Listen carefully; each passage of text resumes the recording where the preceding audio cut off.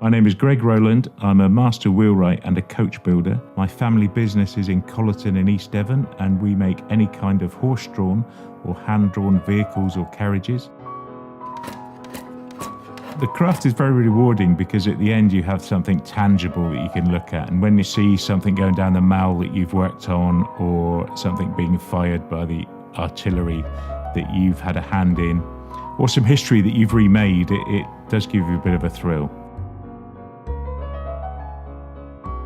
I've signed up to be an Airbnb Experiences host because it's nice to let people have a go at something they otherwise wouldn't get a chance to, and to maybe get somebody using hand tools and actually ending up creating something at the end of the day that would be a rare experience otherwise.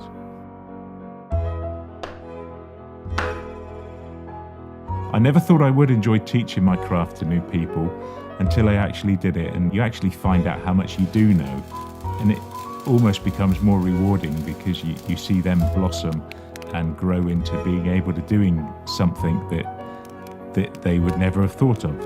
And I think people would gain a real source of pride in making something through the day and seeing a product which they've had a good part in producing.